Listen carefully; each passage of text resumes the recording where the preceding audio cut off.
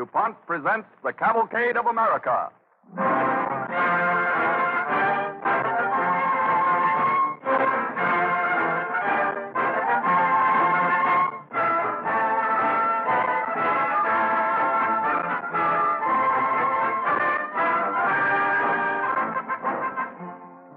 A recent survey of the listeners to these programs in the Cavalcade of America presented by DuPont disclosed a number of interesting things.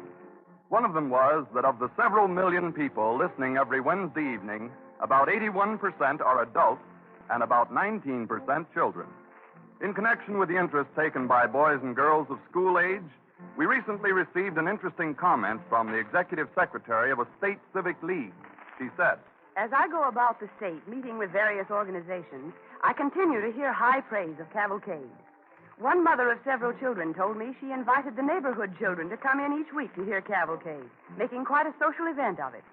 She believes that listening to a program of such high caliber will help the children develop high standards of appreciation as radio listeners." It gratifies DuPont to know that the Cavalcade of America is considered one of radio's better programs. Certainly this result is closely related in spirit to the phrase used by DuPont chemists, better things for better living through chemistry.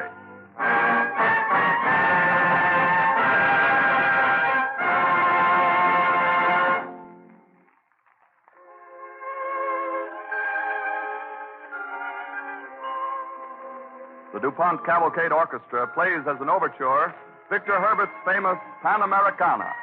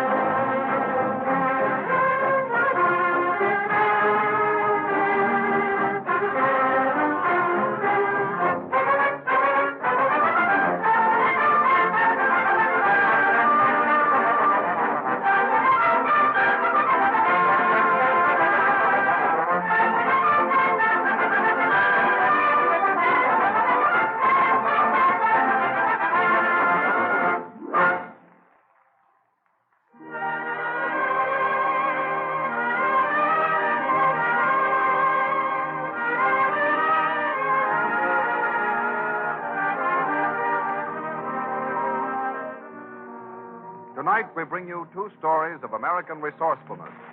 The first opens in 1849, the year of the great California gold rush. Thousands of Americans rushed to Panama and, crossing the isthmus, embarked on West Coast vessels for San Francisco. Our story begins in Panama on the muddy tropical waters of the River Chagres as a canoe carrying two Americans and manned by natives paddles west. Faster, men! Faster! We got to get to California while there's still some gold left. Oh, let the poor Indians set their own pace, Carr. Even after we reach Panama City, we'll have to wait for the boat to San Francisco on the 30th. Isn't that right? Well, Bristol, the way we're going now, we won't be there by the 30th. Faster! No, wait. Say, Carr, what's that ahead of us, a raft?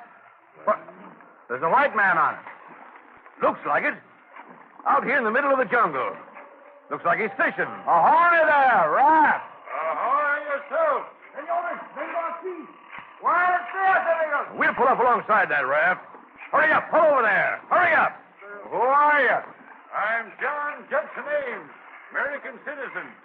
Bound for California as you probably are. Catch hold of that canoe there now. All right. A man going to the gold mines and he stopped to fish. I'm no gold miner, sir. I must be nearly the only person going to California who isn't. I'm poking about with this hook because I've lost the most valuable part of my baggage overboard. Good heavens. What? I can see it just below the surface. Some kind of machine, isn't it? A gold mining machine? We'll salvage it, mister, for shares. It's a printing press, gentlemen. A printing... What in tarnation's name you bring in a printing press to a gold rush? Maybe knows a way to mint metal with it. Come on, Bristol. The sun's touched him. No, wait a minute. Look here, Mr. Ames. I think it's too bad you've lost your press, but you mustn't stay out here in this swampy water looking for it. You might get tropical fever. I can't go away and leave it, sir. I spent all my money buying it in New Orleans. The citizens of San Diego are waiting for me to come. This press will put out one of the first newspapers on the West Coast.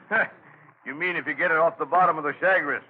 Let's get on, Bristol. Mr. Ames, if you're a smart man, you'll get into this canoe with us and let us help you to Panama City. If you don't come now, chances are you'll miss out on all the good mining claims. Thank you, gentlemen. I won't forget your kindness. But I must stay with my press. Well, let's go then. All right. Push her off, boys. Now pull away. Pull fast. Goodbye. Bye. Good luck. Goodbye. Goodbye. Now, let's get ahead with our work. Perhaps it is wiser you go, Senor Amos. We no can get this big machine out of the river. We'll get it all right. Hold my hand while I lower myself into the water here. Si, senor. There you are.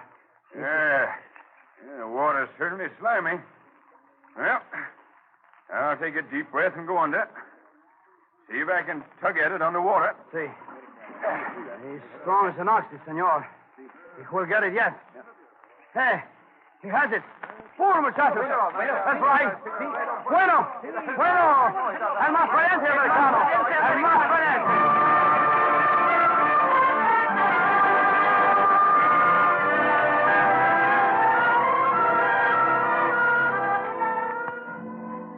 A few weeks later, in the coastal town of Panama City, Joseph Bristol and Len Carr again meet with John Judson Ames, whom they had left fishing for his printing press in the Chagres River.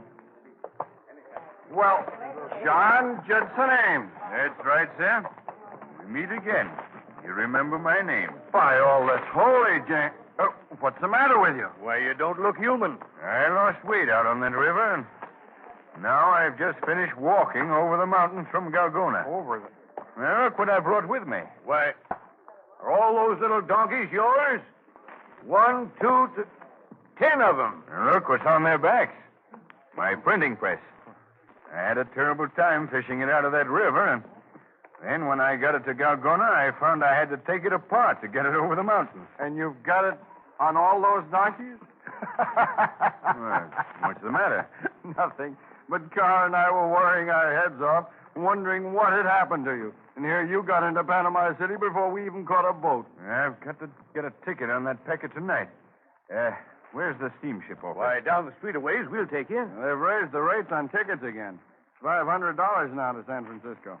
$500? Haven't you got that much, Ames? Well, it took so much to pay off the natives and buy the burros.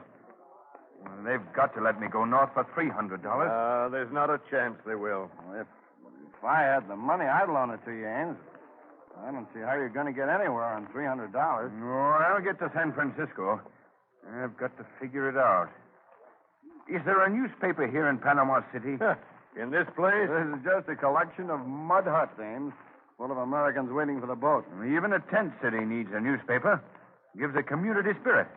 One issue of a newspaper might put this town on its feet. Yes, but you couldn't. You two have got to help me. For pay, of course. For nothing, Ames. But you don't even know our names. I'm Joe Bristol, and this is Len Carr. Yes. We'll do whatever we can, of course. Thanks, Bristol. Then you find a Spaniard that can write. Part of my paper will be in Spanish. Then you go up to every American in town that will talk to you and ask him for the news out of his letters from home. That'll give us news from all over America. For Pete's sake. Tell him what it's for. Community enterprise.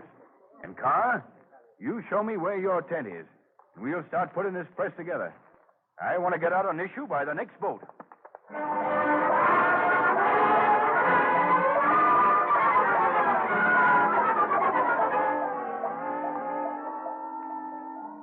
John Ames, with the help of his newfound friends, set up his press in Panama City.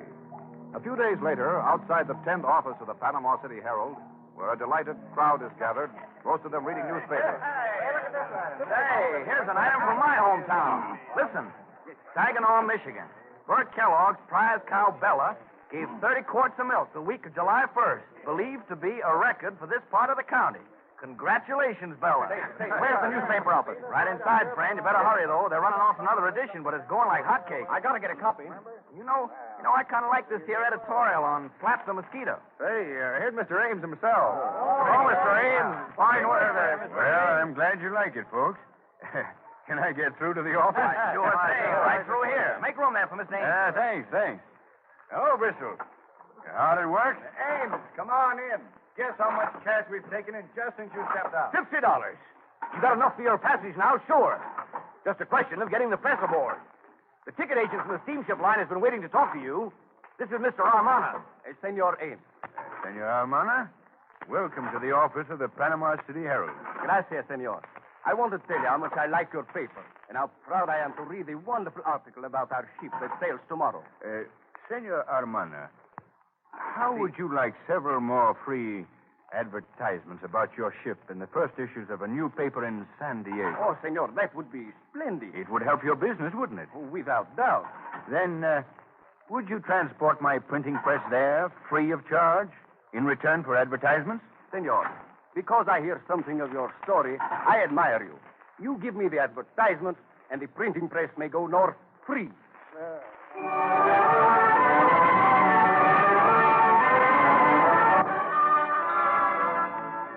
John Judson Ames got his press to California and published one of the first newspapers in the Southwest, the San Diego Herald.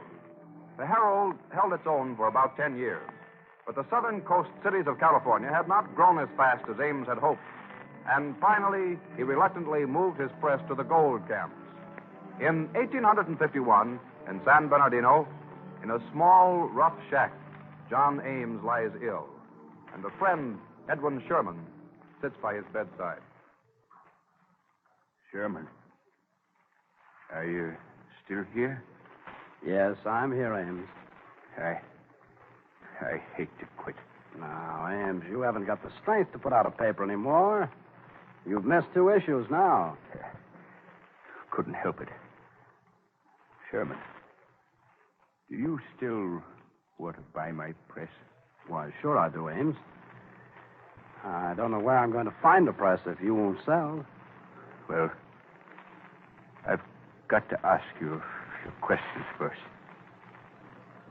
Get that Bible over there. Sure. Here you are. Now, put your hand on it. Yes? First, are you for Abe Lincoln? You know I'm a Lincoln supporter, Ames. Now you are. Will you be all the time, no matter what happens? No matter how many people run him down? Will your newspaper favor him? Yes, Ames. I promise.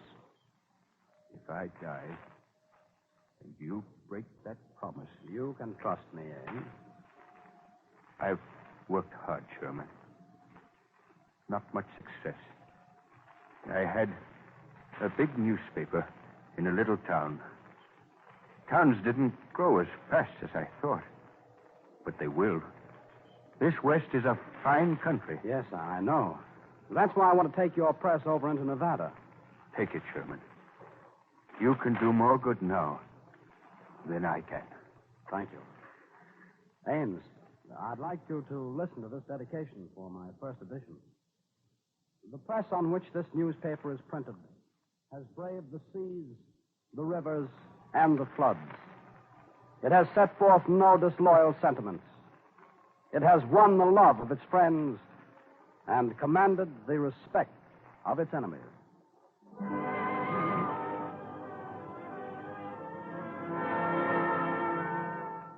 Ames died, but his press served many years more in the growing West, publishing such early Western papers as the Esmeralda Star, the Eno Journal. When its usefulness was ended, it was preserved as an historical memento and rests in honorable retirement in the Museum of Americana at Dearborn, Michigan, as a reminder of the resourcefulness of John Judson Ames.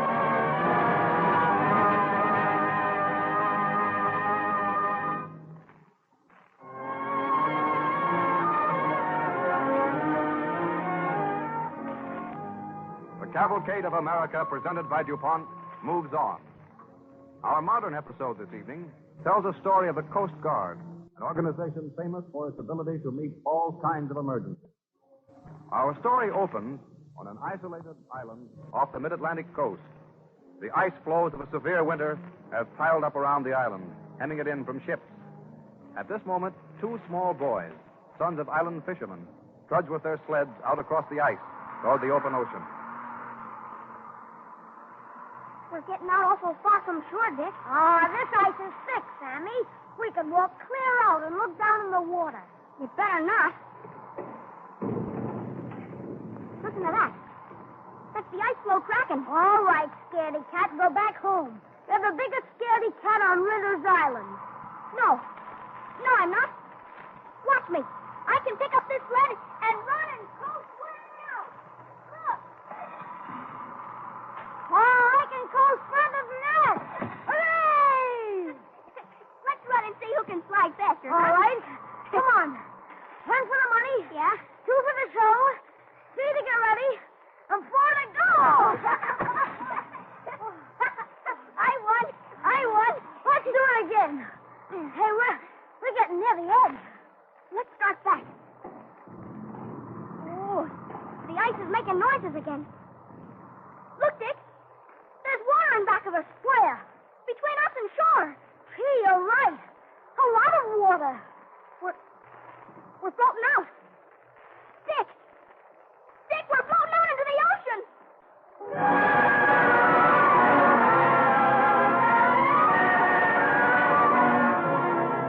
Two small boys float to sea. A few hours later, in the nearby Coast Guard headquarters. Coast Guard headquarters. Coach speaking. Just a minute. It's for you, Lieutenant. Thanks, Jim. Lieutenant Gordon speaking. What is it? My Lord, what next? The whole eastern seaboard's falling to pieces. How long has it been since he had any sleep? 3 or 4 days. Been supposed to start south on his leave every day for a week. Yes, I every know. day something happened. Well, if he's going to wait for things to stop happening around this station, he'll do without leave the Well- rest of his life.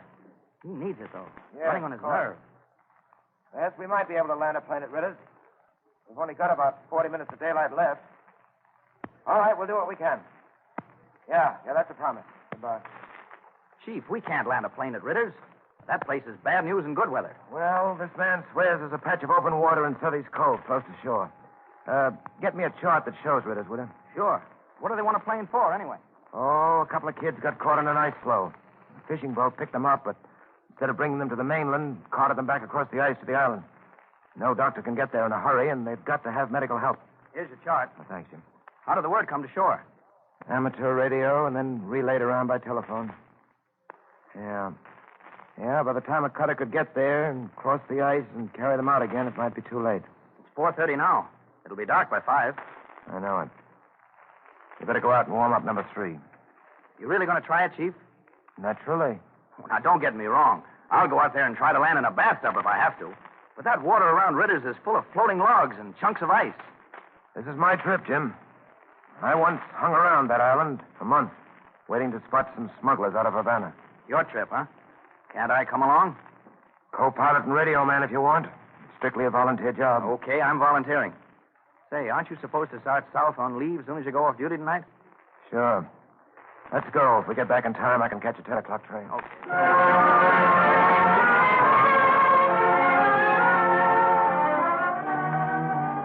When Lieutenant Gordon and Jim Coates started for Ritter's Island, they knew that a dangerous landing lay ahead of them. They found the island by lights in the windows of a few houses, and guided by them and a bonfire built by the natives on shore, they brought their plane down in a tortuous inlet. Some time later, inside the plane, just before the takeoff, Jim, are those kids strapped in safely? Yeah, they're tied to the floor. One of them's thrashing around a good bit. The other one's too sick to notice. Poor little shavers. All right, we're all set then, Jim. Hey, I gave out 4 flashlights to fishermen to mark the end of the channel. I can only see 3. I see the 4th. Over here to the right. Oh, yeah, I see it. All right. Everybody out there, keep clear ahead.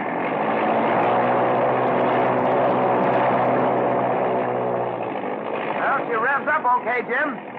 Goodbye. Goodbye. Well, Jim, keep your fingers crossed. Oh, we'll be all right if we don't pile up on a skiff or a hunk of ice.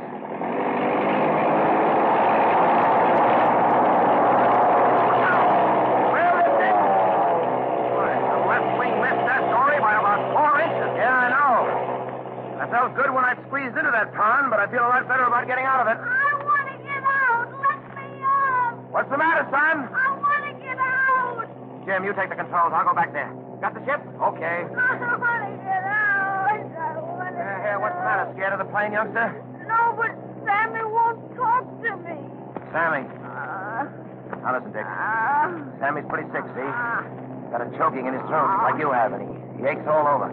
Let him sleep, will you, son? All right, but take off these darn straps. Now, listen here, Dick. You've got to do something for me.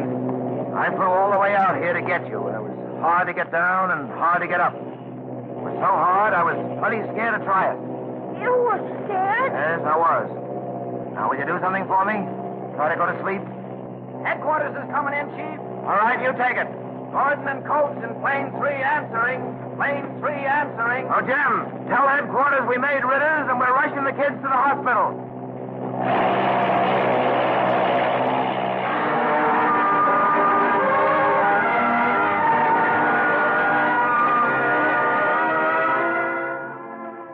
the plane rushes through the darkness and makes an easy landing at the naval base. A short time later, in the hospital, as Lieutenant Gordon waits in the corridor. Lieutenant Gordon? Oh, yes, Doctor.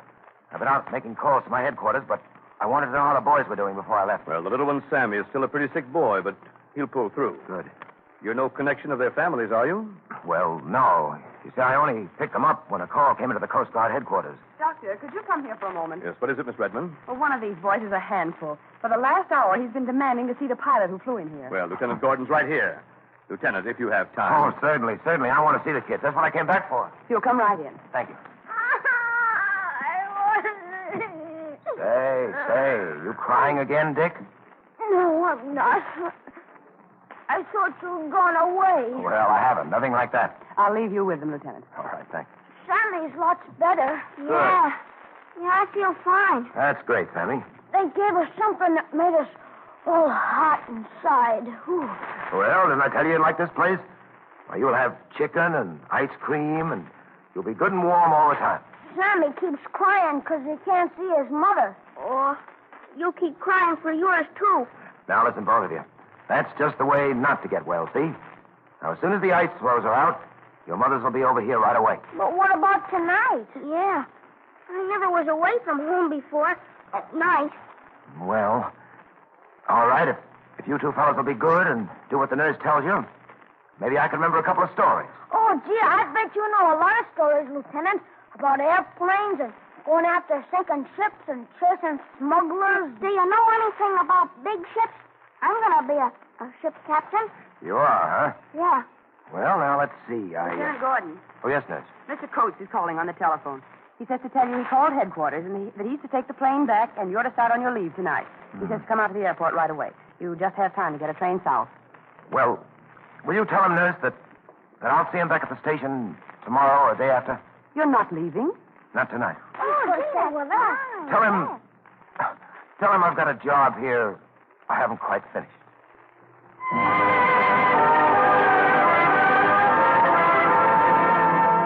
In small matters as in great, the Coast Guard meets constant danger, a life that is a series of emergencies. Required to stand ready for 100 varied tasks day and night, the Coast Guard, one of the most resourceful organizations in the world, has won a foremost place in the Cavalcade of America.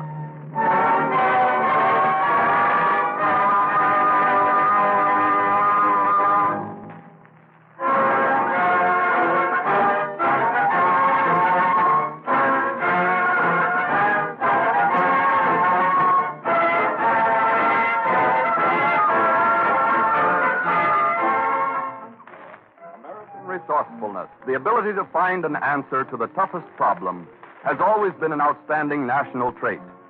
This spirit exists on land and sea, on farms, in cities, and in chemical laboratories. The resourceful modern chemist produces curious and remarkable things. Who'd ever believe, for instance, that men could make sponges from cotton or from trees? Wooden sponges. Well, they can. Both cotton and wood are composed largely of a substance called cellulose. Chemists turn cellulose into something that looks like a sponge, acts like a sponge, in fact, is a sponge. Put it on the sea bottom, and you almost could fool the fishes with it. This new cellulose sponge, only recently placed on the market by DuPont, is very tough and durable, yet remarkably soft and pliable when wet. It absorbs many times its weight of water and is not affected by ordinary cleaning chemicals. This is only one of the many ways that chemists use nature's raw materials in making articles that serve our needs. Sometimes chemical research gives us products entirely different from anything found in nature. For example, chemists found how to take cellulose from spruce trees and make a material as clear and transparent as glass, the sparkling wrapping used for so many things today. It is called cellulose film. DuPont sells it under the trademark cellophane. Another member of this same family is Celloseal, the attractive caps and bands made by DuPont and used to seal bottles for protection against dirt or germs or counterfeiting. Even rayon, that luxurious yarn used in making so many lovely fabrics, is created from spruce tree cellulose by an amazing chemical process. These examples of the work of DuPont chemists are only a few out of many, but they serve to illustrate what is meant by the DuPont phrase, better things for better living through chemistry.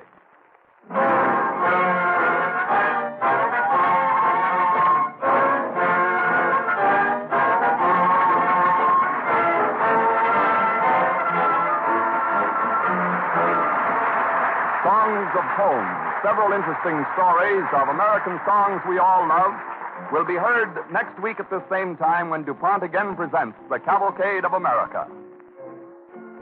This is the Columbia Broadcasting System.